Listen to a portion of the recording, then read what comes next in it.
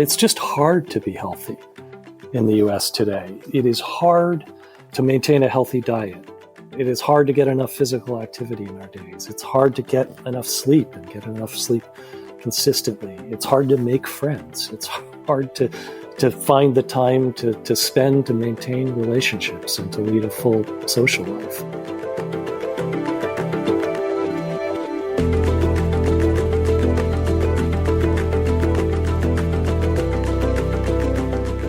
Welcome to The Other 80. I'm Claudia Williams. Today, we're going to zoom way out and discuss how our modern way of living is actually making us sick. Supersized meals are easy to consume in a drive-thru without even walking from the parking lot to the door. Our eyes are glued to streaming services while our bodies are glued to the couch. In today's ever-on culture, we are spending more and more time alone rather than in community. I don't say this to shame anyone. Expecting someone to lead a healthy lifestyle in our modern world is like asking someone to swim fast against an unbelievably strong current. It's almost impossible. But what if the products we use every day could help us stay healthy, rather than drag us further and further downstream? That's what Steve Downes is trying to do with Building H, examining how the products we use every day are making us sick and how we could turn it all around to build health into everyday life. So please welcome Steve Downes to The Other 80.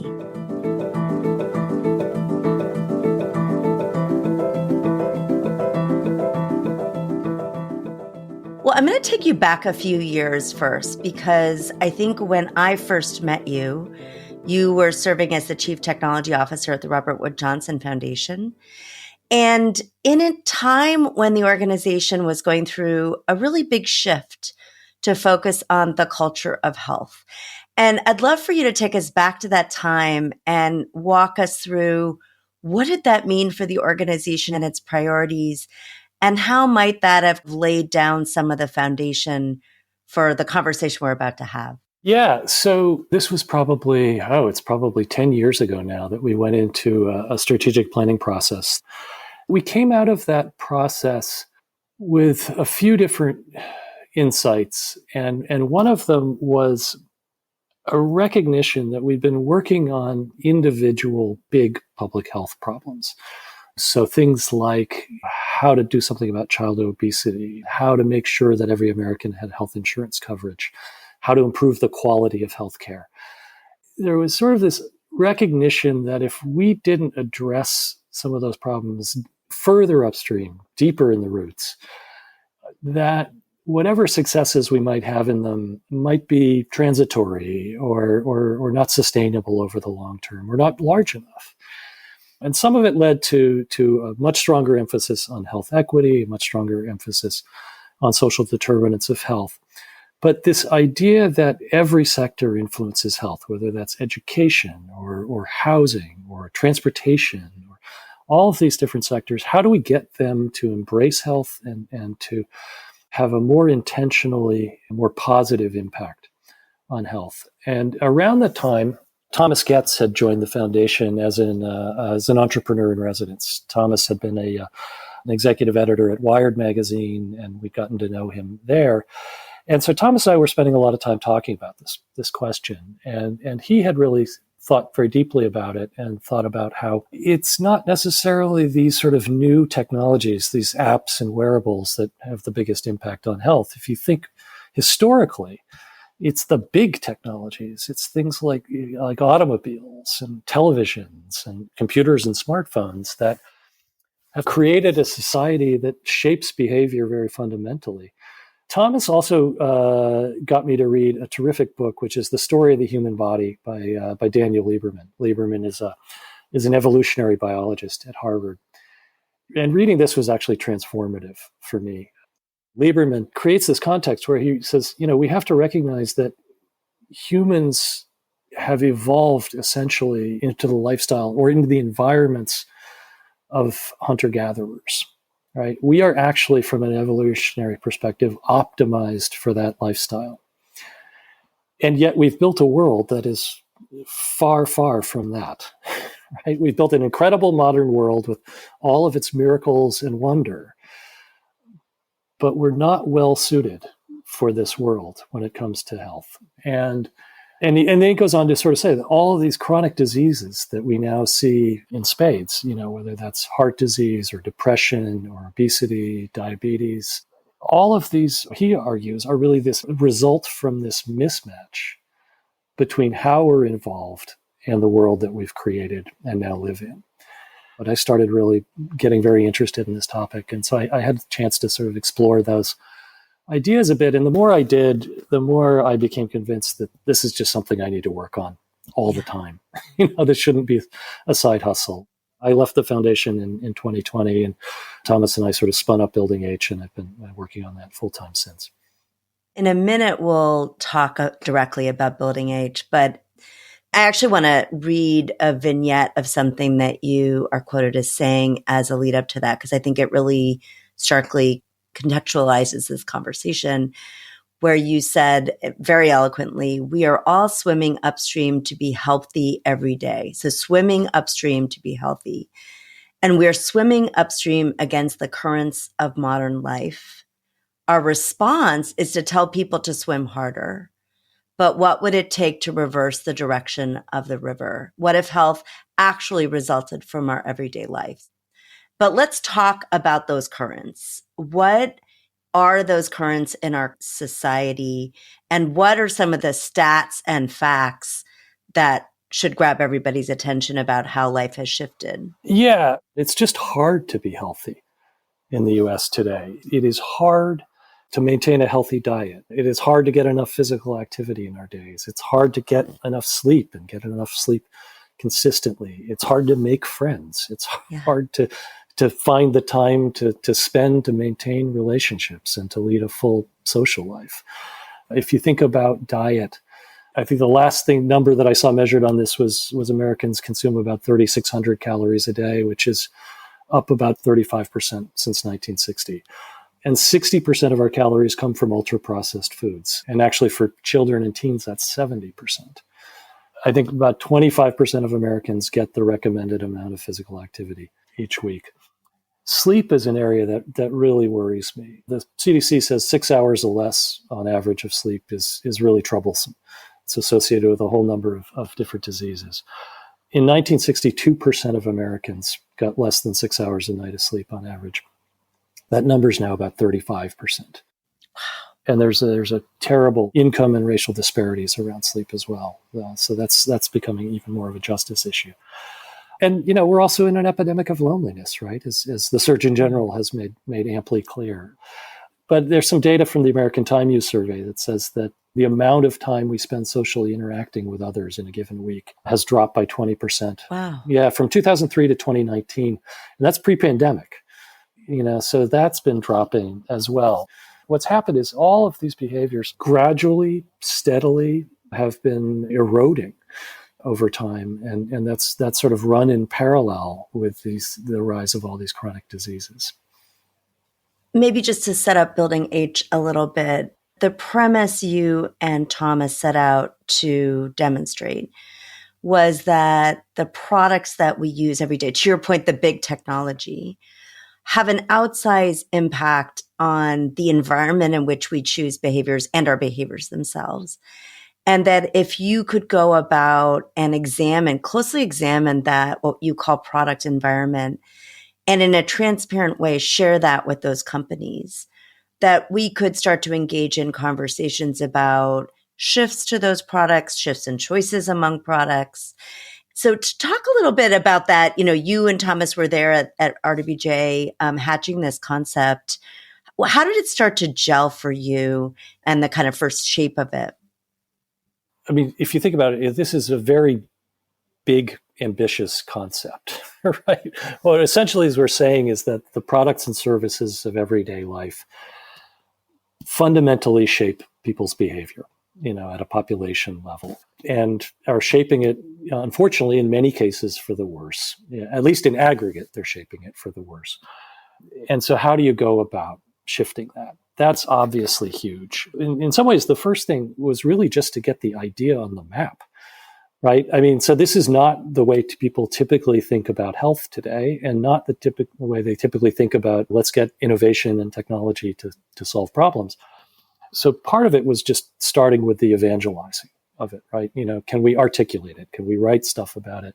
Can we start building a community of people who sort of get the idea, who want to hear more about it, who want to get engaged in it? But we also needed something that would make it much more sort of concrete, tangible, here and now, and actionable. And that's where we wound up coming up with the idea for the Building H Index. We thought about it in the context of health impact assessments. That's the idea that's typically done in either a big public works project or a big policy. From every aspect of health, how might this affect health? And how could you do the project in a way that would optimize health? Similar things you can do health impact assessments on things like minimum wage policies. And so we started kicking this idea around. So what if we did it for companies? Or more specifically, what if we did it for products? And so that created the Building H Index. And we did a very rough, quick proof of concept that we slapped on the website towards the end of 2020. We were excited that we got an honorable mention from Fast Company as a world-changing idea. And then we set out to sort of do it on a larger scale. And then so now we have done a major release of that in April 22 that covered 37 major products and services.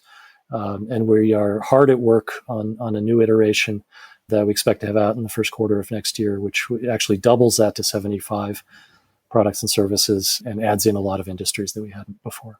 So I'm curious, what was your theory of change for how that work would actually shift the river, so to speak, or the context for healthy behavior? Several elements to that. One is remember, we needed to articulate this big idea and get it on the map. And so part of it is it really does open up that discussion, right? It takes the, oh yeah, products can affect how we behave, and sometimes that's not positive, to here's how Netflix affects sleep, here's how it affects your eating habits, here's how it affects your social life, that sort of thing. Makes it very real. And starts to make it very, very clear and furthers that discussion. And what it does is it makes concrete the idea that these products really do have impact on health behavior. It's not a theoretical. And in many cases, it's impact on more health behaviors than you would expect. So for example, we all know that fast food restaurants affect our diets. That's not news.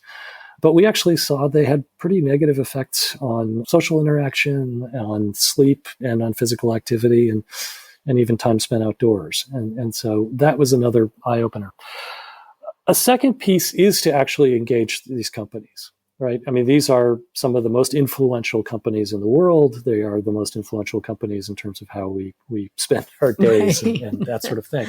Right. And so getting on their radar, getting them to understand that they are having an impact in ways they probably didn't recognize, for a lot of these companies.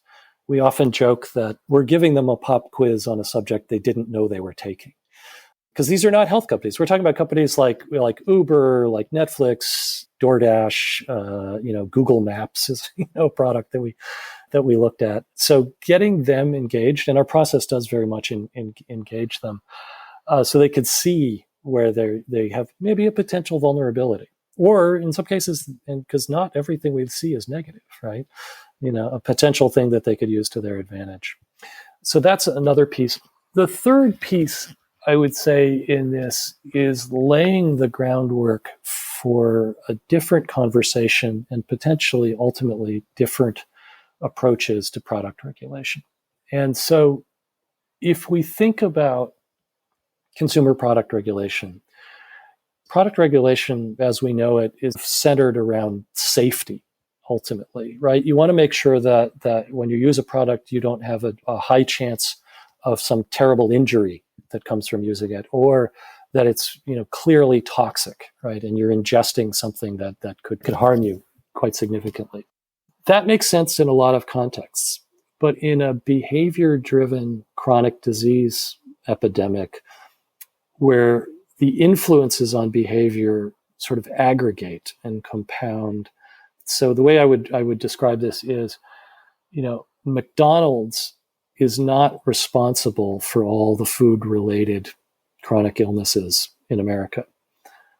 But you might argue that they are, I don't know, 1.7% responsible or 3.8% responsible. And so this is a different way to think about product regulation. And I think we ultimately need to get to a place where if your product is leading to unhealthy behaviors, which is leading to illness and disease and cost, there may need to be some accountability for that. And again, that's a long-term proposition, but what I think we're trying to do is create some building blocks where people can start to look at that and say, that's not a crazy way to think about that. And there may be ways to actually do that. I think the way we typically think about regulation maps much more back to the take that product off the market, it's harmful. And so if you think about the FDA that regulates drugs and foods, those are its tools, right? It's on the market, it's off the market. So I think as you think about this kind of other form of regulation, it's probably not the FDA, right? Maybe it's health insurers, maybe it's taxation systems that internalize the externalities. Who would that even be? Yeah, I mean, I would say I don't know that we've gotten as far as sort of what's the right agency so much as to say, and you said the magic word there, which is externality, right? So the impact, the influence of a product on unhealthy behavior, you could argue, is an externality. And so the question is, how do you start making that externality expensive to the company? Mm-hmm. And that's not an easy question, but I think what we're arguing is that it is an externality that can be measured. And if you can measure that externality, then you can start to think about what do you want to do about that. Yeah. But I think what we're trying to do is to lay the groundwork for a different way to think about the way products affect people's health. And it's interesting, think about the parallel to the climate and carbon reporting. And a friend of mine actually just successfully brought this legislation through California, is requiring carbon reporting of companies. So you could see that maybe this moves also from voluntary to some kind of public reporting system, which then could be tied to taxation or other financial incentives. Well, and to that point, there's a terrific group that spun out of Harvard Business School called the International Foundation for Valuing Impact. And they actually created something called impact weighted accounts. And essentially what they are doing is developing the framework for financial statements in which social impact is quantified. Huh. So instead of a nice happy ESG report, again, nothing against nice happy ESG reports, a company would say, here's our revenue, here's our expenses, here's kind of our capital, all the typical things you would see in a financial accounting statement. And here's our quantified in dollars and cents impact on the environment. Here's our quantified impact in dollars and cents on labor. Here's our impact on health. Here's our impact on ... And so I think actually that approach of disclosure first could get very interesting. And so right now, with the Building H Index, we sort of do more of a qualitative assessment that then has a process that ultimately gets a score. But we're actually doing a proof of concept. We got some funding from the National Academy of Medicine to say, can we take that approach a step further and actually, for a handful of companies, try to estimate the dollars and cents impact that they're having? Can you take, let's say, a fast food restaurant, do an analysis of the ingredients in its, let's say, featured products, and some estimate of, sort of how much they're selling, how much people are consuming, and actually say, look, based on this, this is how many grams of excess sodium hit the public. It's a 10% increase in cardiac disease due to excess sodium. So if they produce this amount of excess sodium, we can then tie that to a certain amount of cardiac disease cases, and we know how much that's costing the country. Interesting. So you could, again, this is very beginnings of this kind of thing. But what we are trying to explore through this project is can we feasibly start to estimate real cost associated with consumption of a product? So one of the things you mentioned is the desire when results come out to actually engage with companies in a meaningful way around changes they could make. So that presumes that A, you can get the attention of the leaders, and B, they're interested in having that conversation. So let's talk first about the bright spots. Where have you found that companies have really been eager to sit down and talk, and what has resulted from that? And then we'll talk about places where that may not be so easy. So I should say our process includes a few things around engaging companies. One is we reach out to them at the start of the process to say, hey, we're going to do this analysis of this product and its impact on 5 different health behaviors. We have some questions for you that if you're able to give us some answers, that'll help our analysis. And then when we've done our preliminary assessment, we share that with the companies and say, hey, did we make any factual errors here? Do you disagree with anything we've concluded? Is there other things that you want us to be aware of that are relevant? And then when we're done and it's published, we offer to sit down and brief them. And so some of them ignore us, no question about it.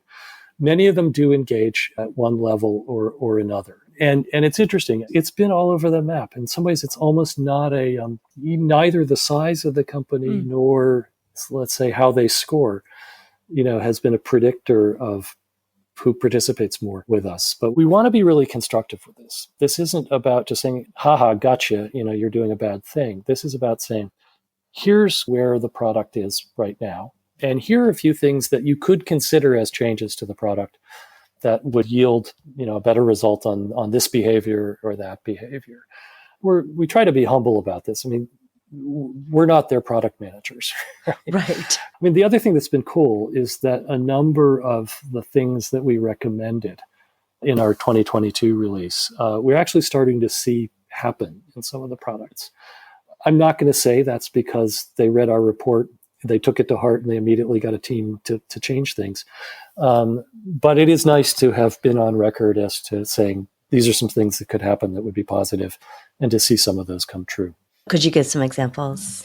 A simple one is autoplay in video streaming services. I mean, let's face it, autoplay is not a great thing. It gets people to spend more time watching TV, not getting up, and staying up late and not sleeping. And when we did our assessment in 2022, we found that I think there was only one company that would even allow the user to turn that off in settings. Huh. Right? It wasn't just on by default. It was just on and it wasn't going anywhere. And we made a big deal about this, right? We just said, hey, either turn it off completely or allow people to change it or turn it off for children. There are things you can do here. And now, as I said, virtually every streaming service allows you at least to turn it off in settings. I would love for them to go further, but that's progress. For grocery delivery services, we had suggested, could you have a party planning feature? So if you want to try to build more social connection, make it easy for people to have a bunch of people over, sort of facilitate that. And I think Shipt, which is Target's delivery service, has since shipped that feature. It strikes me that you sort of have an individual company behavior and then you have regulation. There could also be an approach that encourages companies to work collaboratively and just say, let's all agree we're not going to do X thing. So it's kind of taken off the table as a competitive item around the product. I'm curious whether that's either happened organically or whether you've explored that option. We haven't yet. I mean, some of our recommendations do suggest that sort of approach, but we haven't really tried to, let's say, get a group to come to the table and say, everybody do this. I mean, the interesting thing we did find is that in so many of these different product categories, everybody pretty much does the product the same way. Yeah. And so it is this interesting thing where if one of them does it, you may see a lot of the others follow suit fairly quickly. Yeah. My older son is considering becoming a Buddhist monk, and he's in Thailand. And I'm really struck at how the parameters of that are geared toward what you're talking about, in terms of limiting access to certain kinds of technology, creating a community where you're actually dependent on your local geographic community for alms, for food. The sleep one, they don't do so well because you have to wake up at 4 a.m. But I guess where that leads me is I am 100% agreeing that we place far too much focus on individual behaviors and not on the environments. But I also am curious about groups of people that collectively choose to change their environment, people who move into intentional communities. Are there opportunities to use this information, not at the individual racing to try to go upstream, but really to shift intentionality in groups of people to a different place? So it's interesting. Where I go to with that, sort of the first example I think of that is a company that whose work actually landed it in the very top position in the Building H Index in 2022, and that's a company called Cul-de-sac. And if you've heard of them, they are a real estate startup that has built now a car-free community in Tempe, Arizona, so just outside of Phoenix. It's I can't remember the total number, but it's I think ultimately going to be room for 1,000 residents in this apartment community where you cannot own or keep a personal automobile in the community. There's a little bit of parking for visitors who want to come see you. There is public transit, on the doorstep. There are tons and tons of shared bikes and scooters available. But they created this place which is filled with social spaces. It is, has grocery store on the premises, restaurants. They really wanted to create this walkable, very social, very sort of outdoorsy environment. Our index actually covers 5 behaviors: eating, physical activity, sleep, social connection, and spending time outdoors. And then they did well in all. They aced it, right? They really aced it. And so, but what's interesting is, as they're attracting people who are self-selecting into that lifestyle, who are saying, that's what I want out of where I live. And so I think we may start to see more of that. Where you live is probably the biggest consumer choice about lifestyle in terms of product. I mean, obviously, where you live doesn't determine whether Netflix is playing or not, but it does determine a lot about whether your lifestyle is very walkable and what your food choices are like. I think this concept of individual agency and choice is very deep in our culture, in our history, and also tends to get a little bit labeled with blue and red colors. And I'm curious how to have this conversation in a way that doesn't become politicized around individuals and choice and collective. I don't know about how to avoid the politicization of that. And I don't mean to imply when I say there's a product environment that deeply shapes our behaviors. I don't mean to imply that we don't have any agency and that everyone is sort of hereby absolved of any choice they ever make at any time. But I really don't have a lot of patience for blaming people for choices that have been engineered to obtain a certain outcome. When you have armies of designers and behavioral scientists and engineers creating systems that push us to extra consumption, whether it's the notifications and the endless scrolls, whether it's the upselling and the cross-selling at checkouts. If you think about the bliss point, that perfect balance of sugar, salt, and fat that makes us crave another bite that chemists spent years Doritos, perfecting. Yes. So I think to the extent that, again, some of the best and brightest minds are stacking the deck to try to ensure a certain amount of consumer choice in a certain direction. I think to then just say, hey, it's everybody's choice, it's free will. I think that's disingenuous, honestly. It's hard to know how to cross the political divide on that, but I just think that it's simply a case that we have to acknowledge that if you tilt the playing field in a certain direction, the balls are going to roll to one side.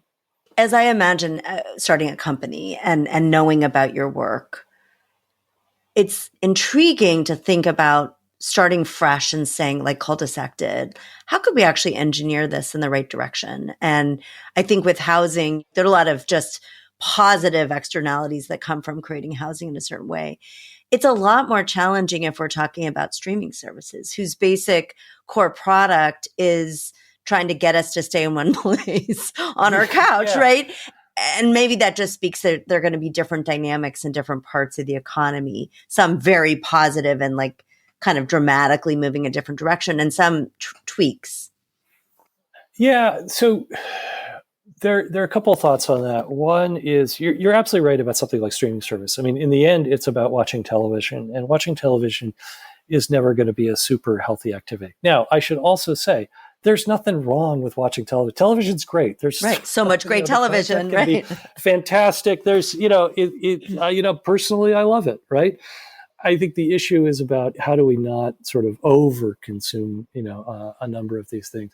But my point is with something like television, as I said, it's never going to be super healthy, but there are healthier versions of it, right? So a Netflix that doesn't, sort of focus on autoplay, a Netflix that asks you when you set it up, when do you like to go to bed each night, and how can we help you do that?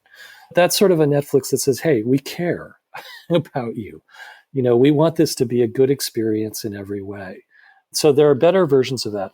The other thing, though, I would say is, again, if you think back to the beginnings of this conversation, that it's about big technologies, transformative technologies, is to think beyond the tweaks.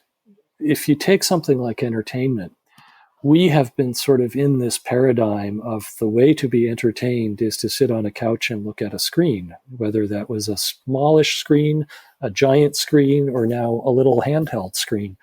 That is what we define as entertainment.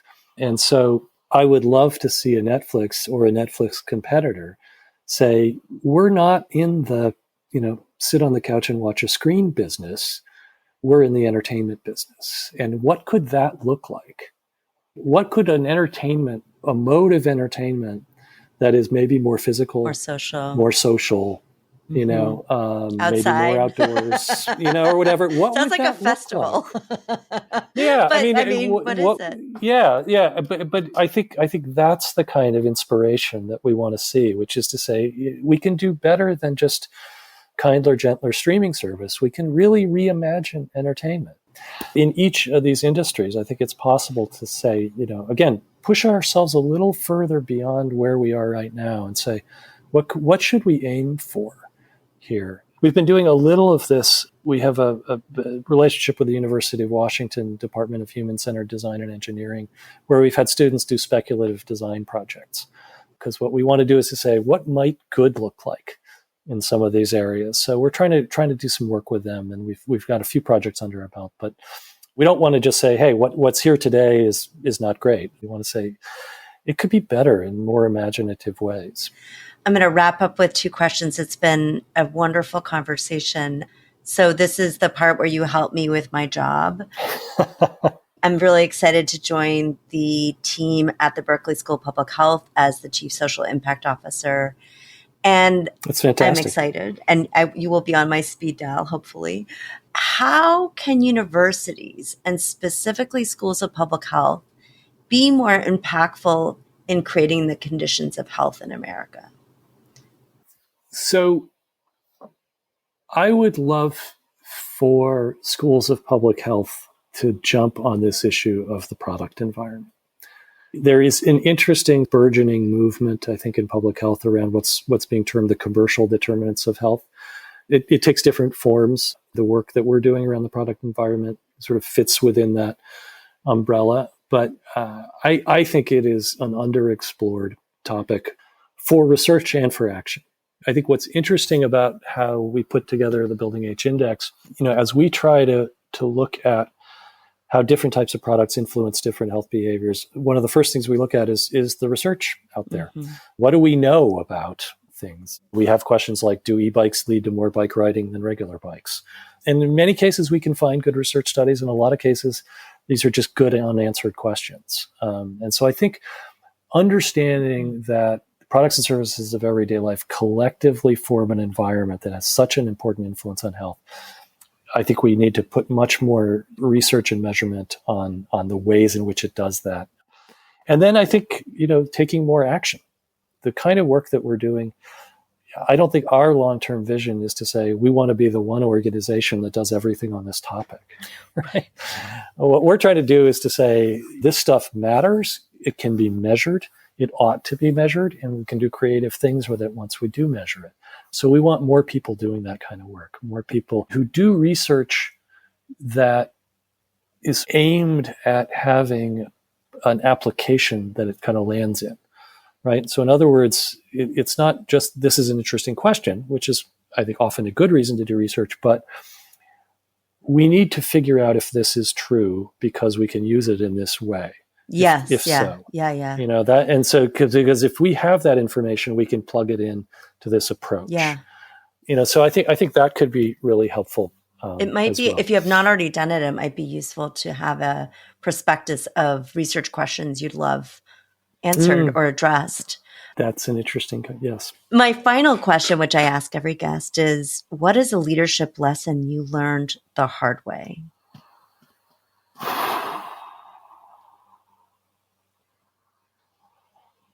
Oh, I think it's pretty unoriginal, but I think it's sort of one or more variations of the story where you can draw up a different way of doing things that makes plenty of logical sense and ultimate sense for whatever enterprise you're working in, but that asks individuals to do things that don't work for them. In some ways, it doesn't matter how good the idea is. You know, I think that's always a really challenging situation. And,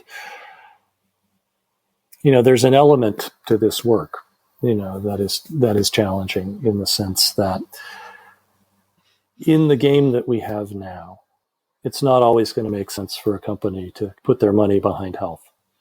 Mm-hmm.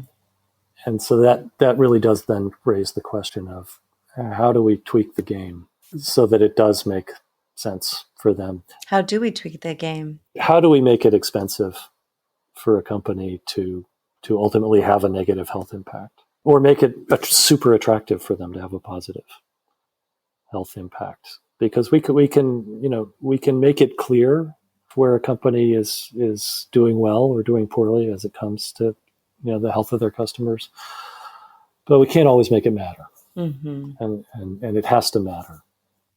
Others on the podcast have talked about the challenges with the economies we have, and do we need to make more fundamental shifts to the way we structure, regulate, incentivize the economy? And that's an even bigger question. But I think naturally we lead ourselves there.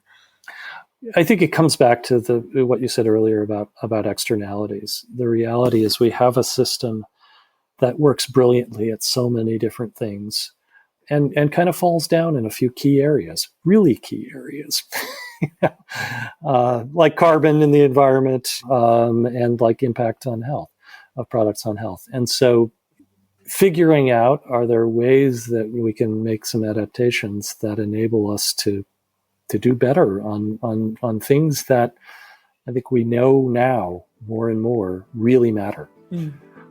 But yeah, that's a long conversation. An ongoing conversation. So, Annie, it's so wonderful to talk to you, and I really look forward to continuing the conversation.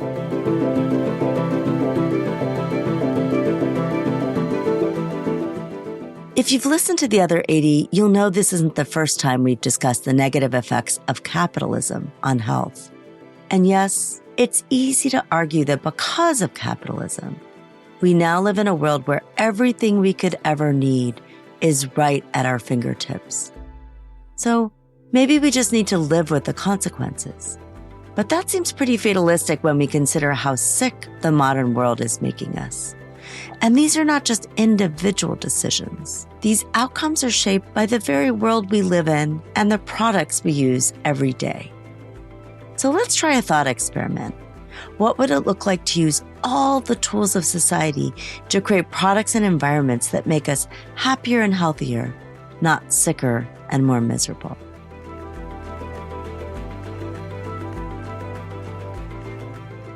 This podcast was created by me, Claudia Williams. My podcast producer is Avery Moore-Kloss. Check out the show notes for more information about Steve Downes and Building H. There is more information on my background, this podcast, and our guests on our website, www.theother80.com. Until next time, I'm Claudia Williams.